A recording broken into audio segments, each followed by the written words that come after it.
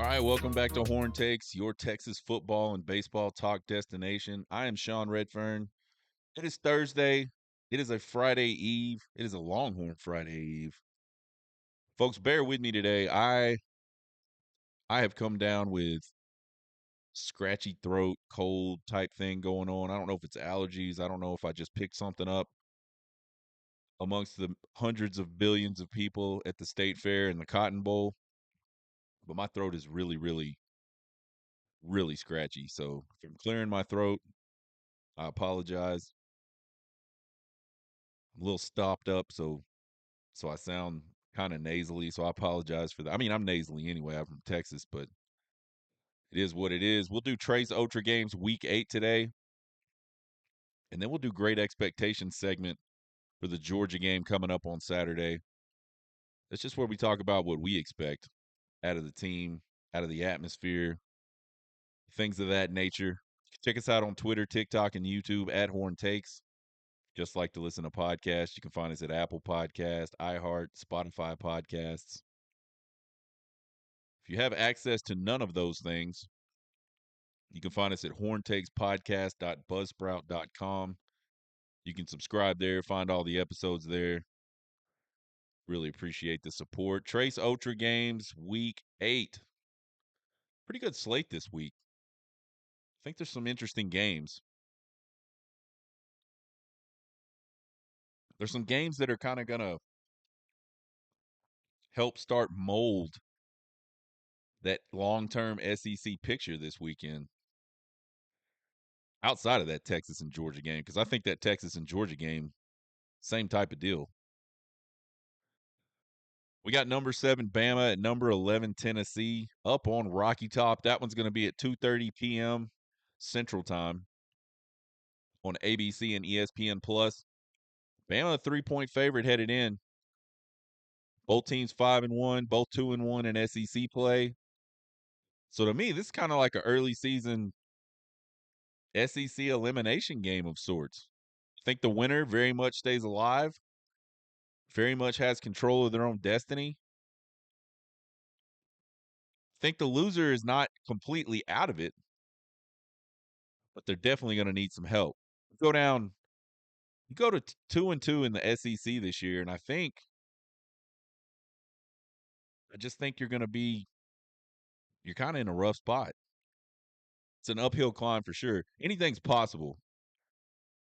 Who knows what's going to happen the rest of the season in the SEC, but certainly you want to win and stay as a one-loss SEC team as long as you can.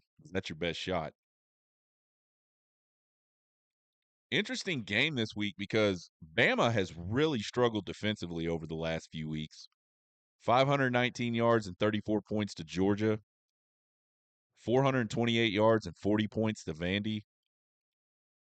374 yards and 25 points to South Carolina in consecutive games. And then you flip it around and you look at Tennessee. They've really struggled offensively in SEC play over the last few weeks. 345 yards and 25 points at Oklahoma. Texas had over 434 points, and they didn't play that good against that OU defense. 332 yards and 14 points at Arkansas. And I think you could argue the lack of offense what killed them in that game. I mean, I think the defense did okay.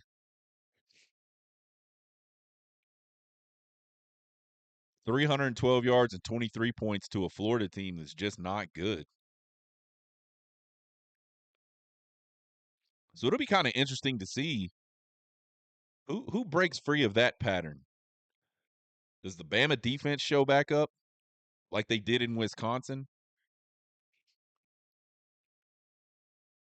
Or do Nico and that offense at Tennessee get cranked up like they were early on in the season? To me, this is like a QB type game, man. Both of these defenses I feel like are pretty good. But I think this game will be decided by the quarterbacks. Nico, he struggled a lot lately, but he's really talented. No one can deny that. You got to really like Milroe because he's so versatile.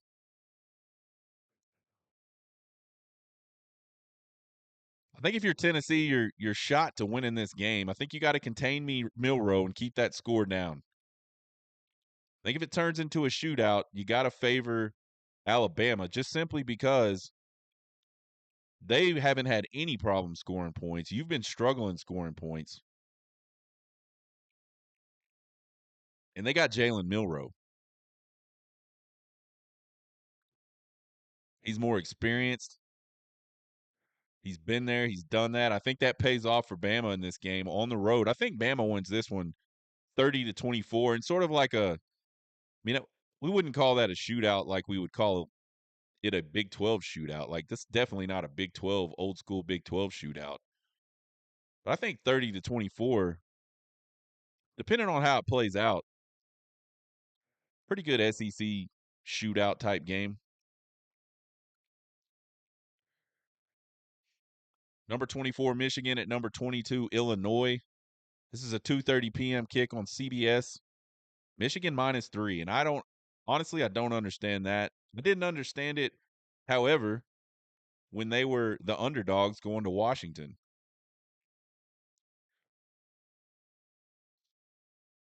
I'm not sure how a two-loss Michigan team that literally cannot score is still in the top 25. But they are. Nonetheless, that's where they stay. They may not be for very much longer. Illinois having a really good season. They're 5-1, 2-1 in the Big. They're only lost to Penn State. That Illinois offense, it's not flashy. It's not like a big output type offense, but it's really, really balanced. And then you look at Michigan offensively, they have a strong running game, but they almost just can't complete a forward pass. You look at all the major offensive categories in this game, Michigan's only better than Illinois in one spot, and that's rushing offense. And I mean, it's pretty significant. I think Michigan's averaging right under 200 yards a game on the ground. Illinois is at like 130 something. So it's a pretty significant advantage. Defensively, these teams are kind of a mixed bag. It's more of a gray area when you look at it. I think Illinois is more balanced on defense. They don't have one area where they are just dominant and another area where they're not. They're just kind of what they are on both ends. Michigan really good against the run, but they cannot stop the forward pass. So they can't throw it. They can't stop the throw. And I think you look at them in the trenches, man, and I think they're pretty good in the trenches. The problem is they just don't have the best. They don't have a very good skilled quarterback. They don't have a guy that they can depend on to get the ball down the field. And maybe they don't have any guys to get the ball down the field too. I think Illinois' path to victory in this game is really, really simple. They got to stop the run and they got to stay balanced on offense. If they go in there and try to do one thing on offense, they're going to get hammered. They got to run the ball when they can't run the ball.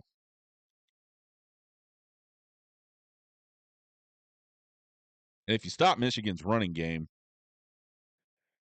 you got a really good shot at. I mean, it's going to take some fluky stuff for Michigan to get out of a game with a W where they cannot run the football. So if I'm Illinois, I'm like loading up and I am daring Michigan to try to beat me deep because they just haven't done it. I grow less and less impressed with Michigan. I got Illinois. I like them to get it done at home, 23-20 over Michigan.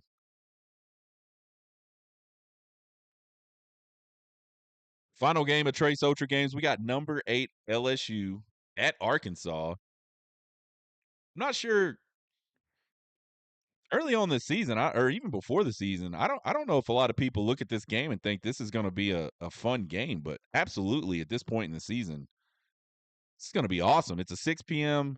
Central Time kick on ESPN. LSU's coming in as a 2.5-point favorite.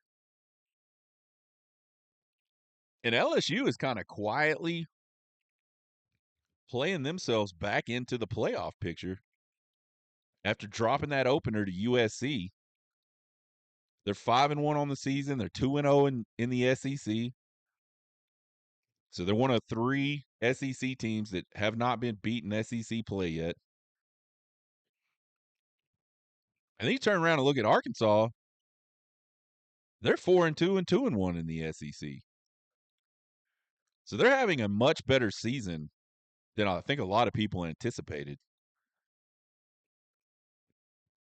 LSU coming off that emotional home win against Ole Miss last weekend. And then Arkansas is coming off a bye week after a big home win against Tennessee, which I'm sure was emotional.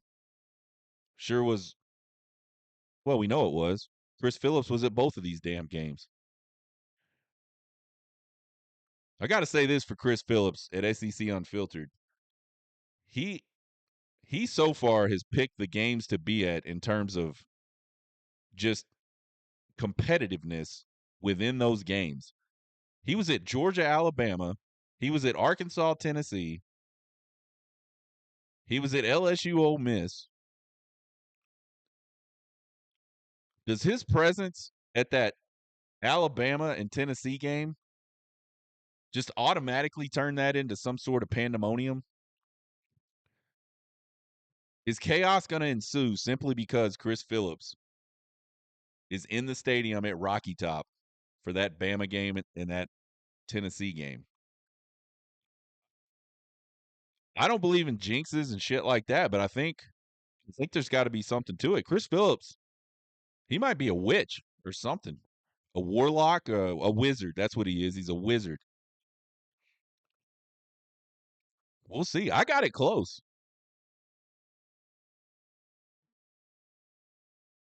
I think if you're Arkansas, the question is, you had that big win over Tennessee, but you did get the bye week.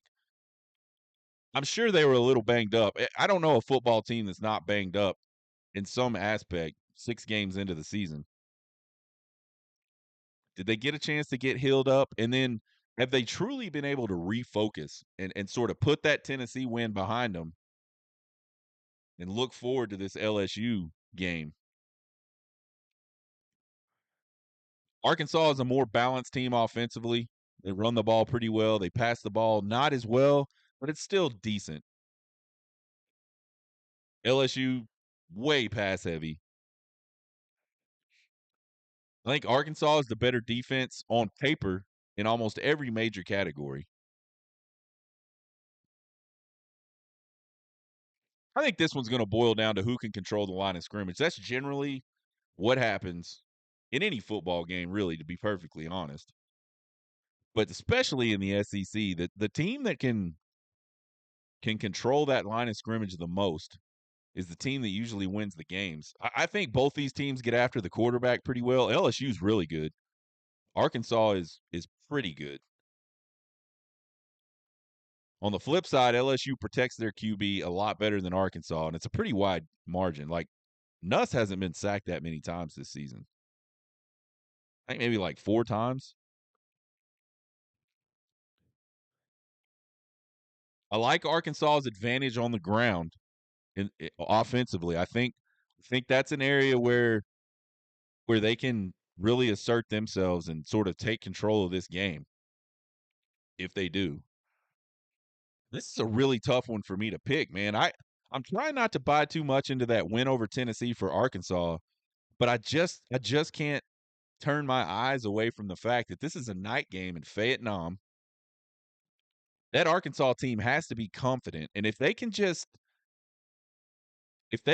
sort of teeter that fine line between confidence and not focused overconfidence, I I think I think Arkansas is a pretty dangerous little football team.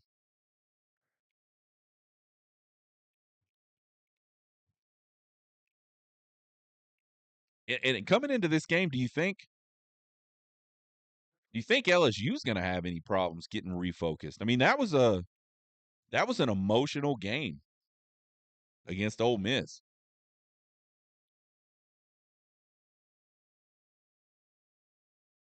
I like LSU when you talk about the 2 quarterbacks. Obviously, I think Nuss is a really good quarterback. I don't know much about the Arkansas quarterback, to be perfectly honest. I think if you're just talking pure passing ability, Nussmeier is one of the better guys in the SEC. I think this one's going to be a damn good game. I think this one's going to be fun to watch, but ultimately, I think LSU's just going to do a little bit better job of controlling the line of scrimmage, both offensively and defensively. And I think they escape Vietnam with a really close win. I think it's going to be 31-27 LSU. So I think LSU stays unbeaten in the SEC. And at this point, they're giving themselves a real good shot going forward at being there at the end. Really excited to see how this SEC season kind of plays out. I mean, there are just so many possibilities on the way this thing can go. And I don't think the SEC's really had that in a while. There has not been a lot of just surprises about who winds up in Atlanta every year.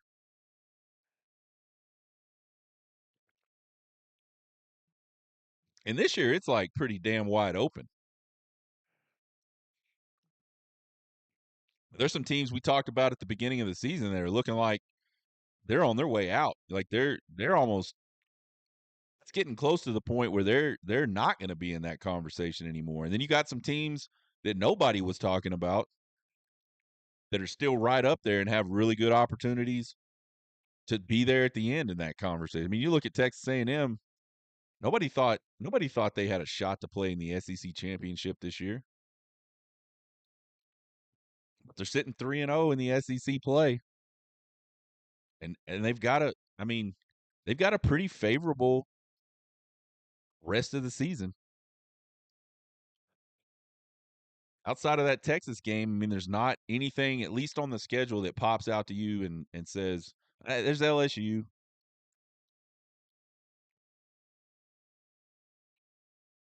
It's just always interesting to me how everybody kind of has a picture in their mind about how these teams are, how good they're going to be. And it takes a while for all that to work out because you go, well, hey, they just beat this team. They must be really good. Well, and hey, but they beat this team and they're not good. Or, it takes a while for those perceptions to kind of get worn down. And then you really start to see the season for what it is. So I'm here for it. Great expectations. This is where we talk about what we expect out of the game on Saturday, just really from the team. We're not going to go into like how we think the game plays out or anything like that. That's what Four Keys and a prediction are for. This is just like what we expect the team to do on Saturday. And the fans. Like, what do we expect out of the fans, the environment? This is a big time matchup on Saturday. This is definitely the most hyped Texas home game since 2022 Bama game for sure.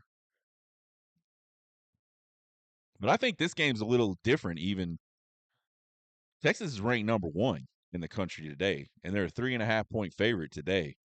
That Texas team still in build mode. We're talking year 2 of Sark.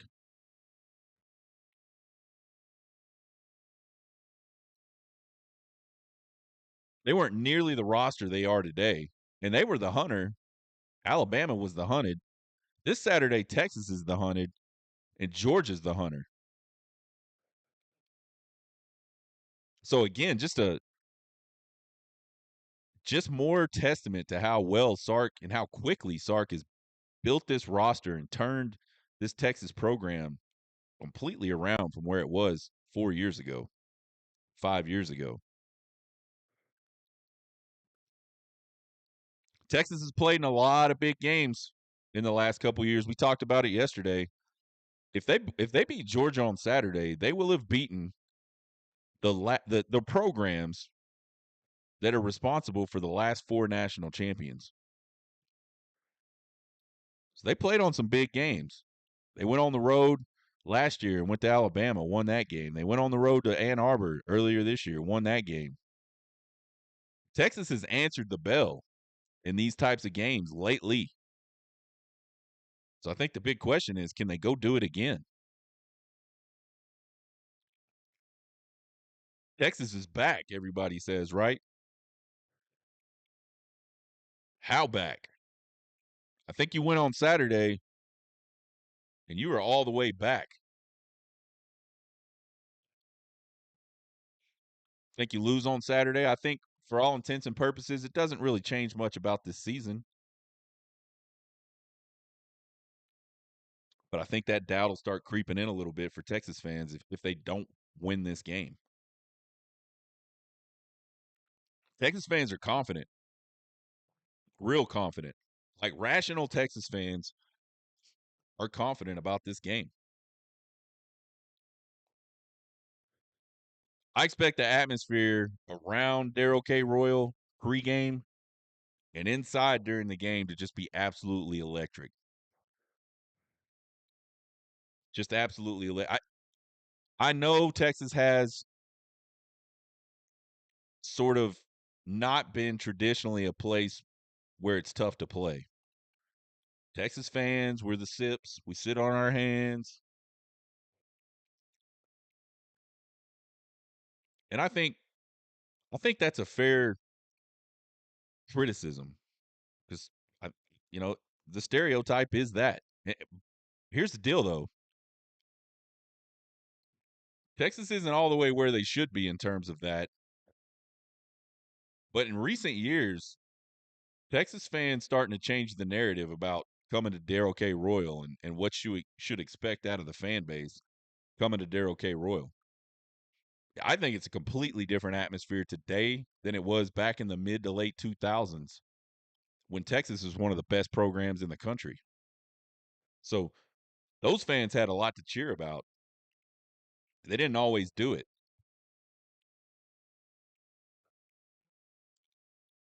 That Alabama game 2 years ago at home, I was like stunned at how just rowdy the crowd was.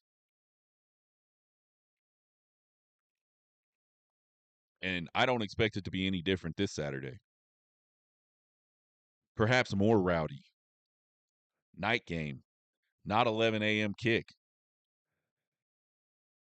These Texas fans, we're going to have time to get a little sauced up, get some good barbecue in the bellies before we even head into the stadium.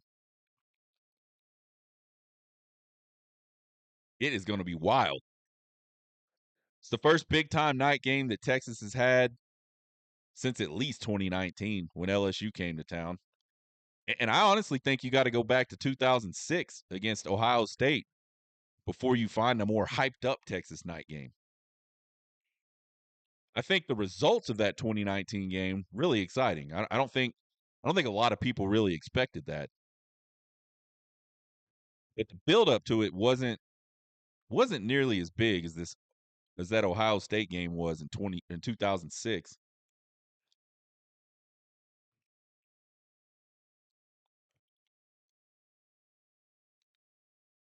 I expect the Texas players and staff to come out really focused and prepared.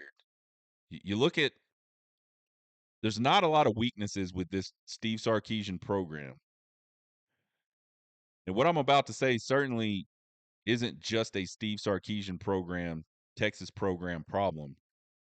I think Texas's kryptonite has always just kind of been they do not play focused football when they play against lesser opponents.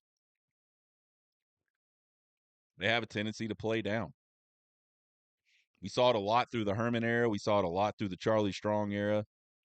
We even started to see it at the end of the Mac Brown era. They would show up for these big games and play hard, but they would not do it week to week to week. That shouldn't be a problem this weekend. Georgia has two of the last three national championships. They're ranked number 5 in the country. They're sort of the gold standard for what college football is over the last few seasons.